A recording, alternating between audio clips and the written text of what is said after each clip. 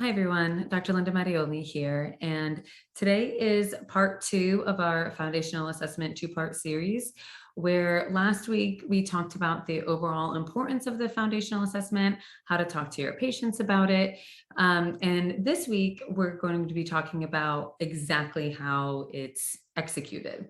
So step 1 is, again, we have that discovery call, foundational assessment, membership. So those are like the 3-part series.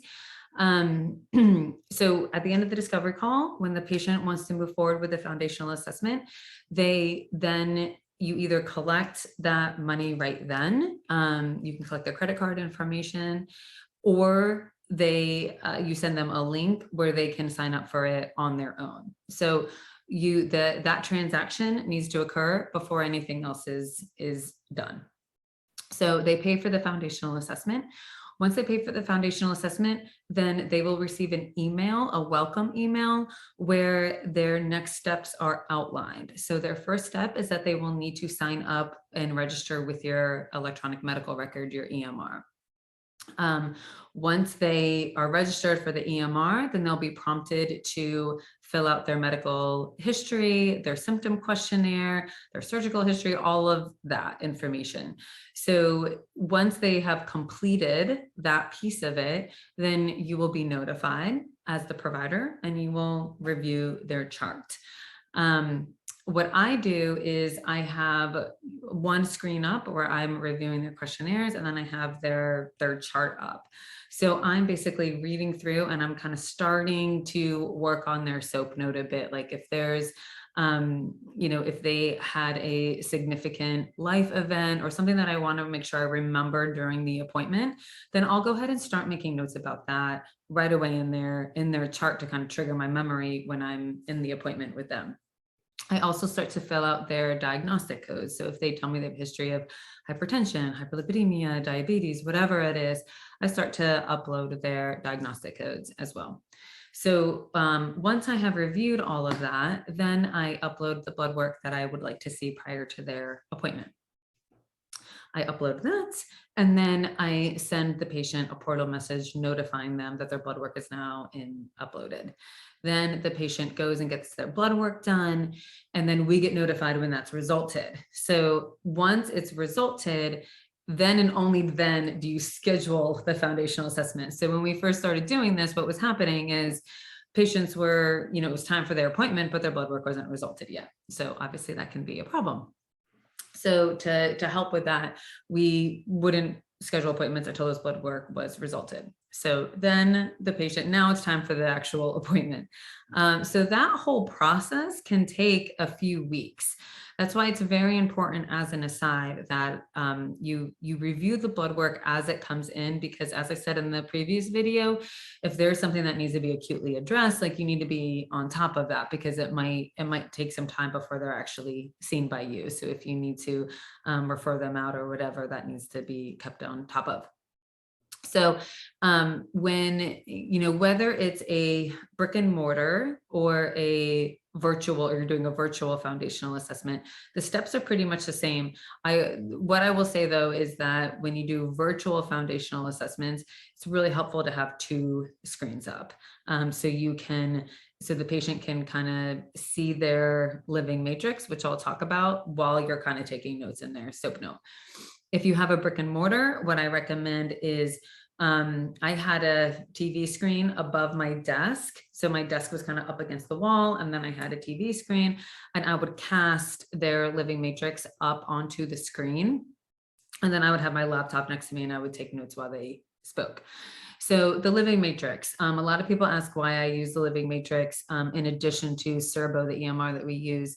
And the reason being is that the living matrix software has a really beautiful matrix. It has a really beautiful display of information. And the way that we present the foundational assessment is that it's this one-time deep dive assessment. I mean, of course, we want them to move forward with the membership, but I wanted them to leave with a plan and with recommendations and with knowledge and understanding about themselves that felt super substantial. So I really loved how they the matrix, how they have the MSQ, how they have the timeline.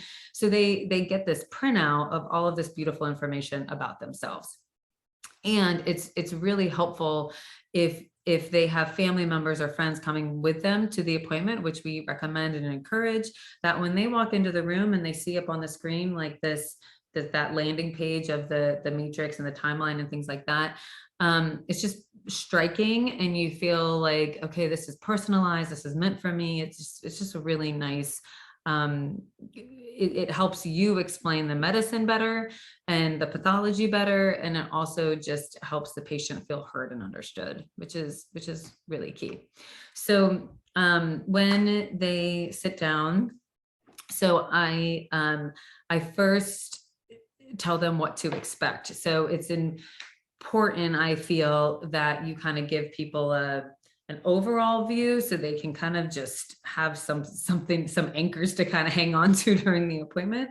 And then you get into the nitty gritty. So I always say initially, like, okay, so I'm very happy you're here, and what you can expect today is this. Like, so first we're going to go over your medical symptom questionnaire. I'm going to talk to you about the matrix and what this means. And then we're going to go over your history. Then I'm going to do a physical exam. And then we're going to review your labs and kind of tie it all together. So there's going to be a lot of education at that point. So I'll be tying into how your labs kind of correlate with your physical, and it correlates with your history. So you're kind of, tying it all together. And then I'm going to review recommendations. So you're going to get recommendations in nutrition, sleep, exercise, stress, as well as foundational supplementations. At the end of the appointment, once we have all of that information, I'll be recommending advanced testing that I think would be important to move forward with. And you have the option whether you want to or not at this time. Some people sit with the recommendations of the foundational assessment. You have about 2 months to decide to do the membership or not. So some people do that and they feel a lot better and they don't need the deeper dive of the membership, and that's okay. And other people feel like, okay, I feel about 40% better, but I still think that there's some things that need to be investigated. And then those are the people that, we move forward with the membership with. Sound good? Yeah. So you kind of give them that overview. So they're like, okay, now I know what to expect. And then you go ahead and you execute those pieces.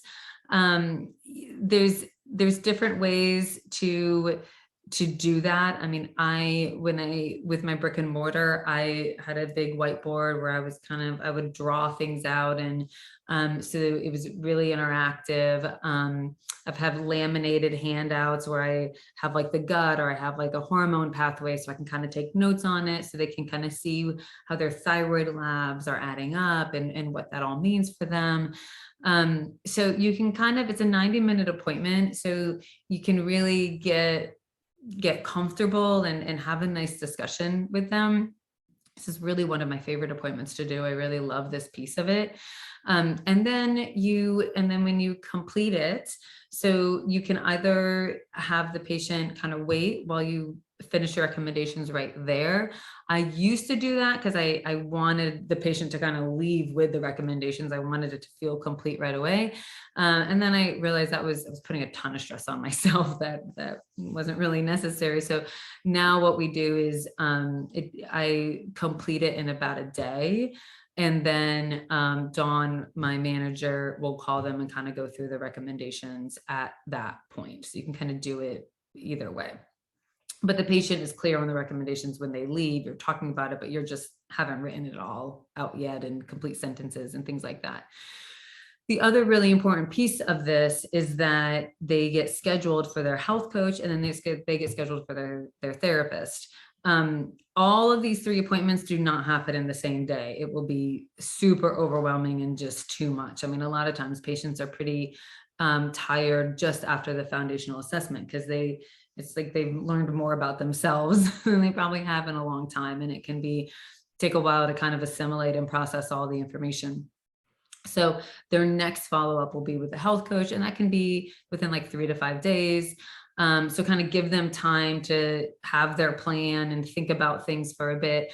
I always give my health coach some things that I'd like for her to focus on. So If I have a patient that I really think that they are using, like say they have migraines, and I think that and they've disclosed to me that they use perfumes, they use certain laundry detergents, and I just think that their environment is kind of part of the reason for the migraines, then I'll ask her like, okay, can you help them with their nutrition, their low inflammatory diet, or whatever diet I'm starting them on, but can you also like spend some time talking about like how to clean out their home and which products are safe and how to find safe products and things like that. So I really lean on that appointment to kind of expand. Otherwise, I mean, you'd be there for 3 hours with patients sometimes. So you really want to make sure that you're identifying those imbalances. That's really kind of the role of the foundational assessment at that point, is you're identifying, and then you can lean on your independent contractors or your health coach or whatever to kind of flush it out. And then they're also scheduled for the therapist. And like I said before, that's not a traditional therapy appointment. At that point, you're kind of checking in like, okay, now you have all this stuff to do. Like some people are used to going to the doctor and they just need to take a pill morning, noon, or night. And now all of a sudden they're cleaning out their cupboard and their laundry detergent's all wrong. And they have to, buy all this new food and cook, and they have a family and whatever. So feelings are going to come up, things are going to come up. And so that's the real good role of the therapist, is kind of like normalize, support, and kind of give them resources and tips for that. So, after that, then we send, so if a patient doesn't immediately move forward with the membership, then we send them follow-up emails at certain timeframes. So they're reminded to, and a lot of times during those 2 months, like they'll decide to move forward with the membership. And then that spurs, like we send them their advanced kits and get them onboarded and things like that. That's a whole other piece. But if they choose not to move forward with the membership, if they're like, I'm feeling better, or this just isn't the right fit for me, whatever it is, then we make sure we give them a discontinuation of care letter, and make sure that they have appropriate handoff back to their primary care, so they can kind of continue on. So within the incubator, we really give you the tools to execute this seamlessly. So we give you all the emails, the chart parts, the communication, the tracking, everything like that, because we've made it so it's a well-oiled machine at this point. It just kind of goes through, and the patient feels really supported and well taken care of.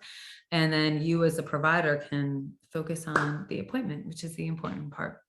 So I hope this was helpful for you. You can set up a strategy session with myself if you want to talk about it more. All right, have a great day.